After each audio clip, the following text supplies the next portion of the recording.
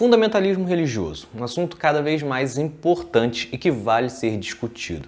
Saiba como surgiu o termo e como ele se apresenta na sociedade hoje em dia.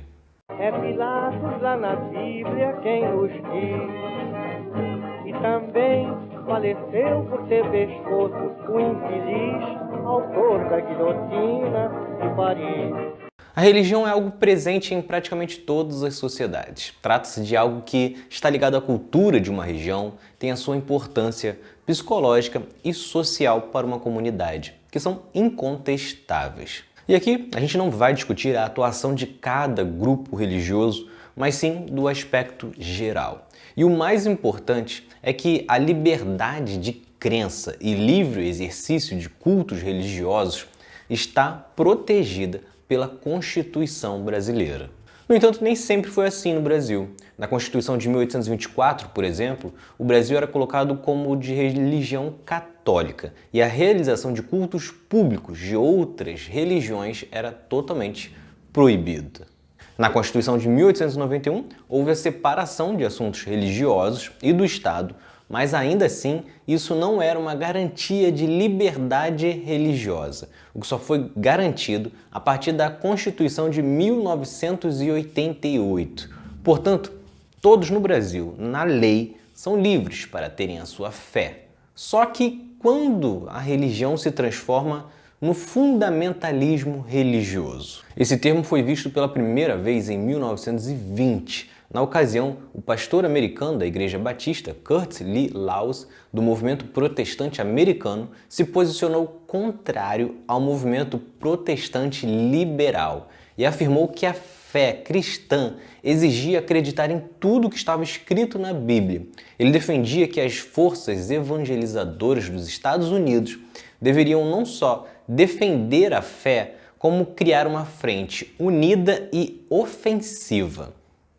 No entanto, o fundamentalismo religioso só ligaria o alerta na sociedade realmente em 1979, quando o Irã passou a ter um governo que seguia uma versão radical do islamismo e passou a exigir que mulheres usassem um véu para cobrir o rosto, proibiu que mulheres ficassem na mesma sala que homens, entre muitas outras atitudes. Isso seria seguido por outros países que também seguem esta versão do islamismo, como o Afeganistão, por exemplo, que proibiu as mulheres até de estudar. Porém, ao contrário do que pensam, o fundamentalismo religioso não se resume ao islamismo. Nos Estados Unidos, a Ku Klux Klan, que perseguia pretos, tinha uma mistura de ideologia eugenista com o protestantismo puritano. Na Irlanda do Norte, um grupo paramilitar católico misturava discursos políticos com a doutrina católica. E você vai certamente identificar muitas tentativas de implementar isso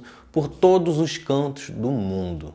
Mas o que seria esse fundamentalismo religioso? É quando a crença em uma religião ultrapassa o seu limite individual e passa a ser uma tentativa de impor a sua crença em toda uma sociedade. O fundamentalismo, portanto, não se abre ao diálogo e milita a favor das suas crenças como uma verdade absoluta e indiscutível. Ou seja, quando uma pessoa ou um grupo quer que todas as decisões políticas e sociais, os costumes e comportamentos sejam com base única e exclusivamente ao que eles acreditam através da religião deles. Algo que fere a liberdade de uma outra pessoa viver com base em uma outra religião ou até mesmo sem religião.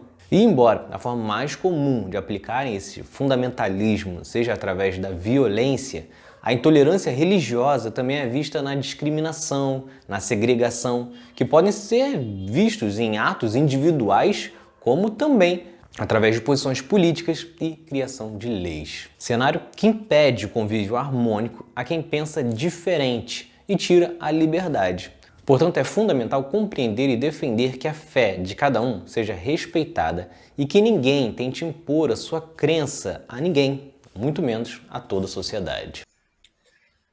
Então é isso. Se vocês gostaram, curtam, se inscrevam e assistam os próximos vídeos do outro lado da história. Valeu!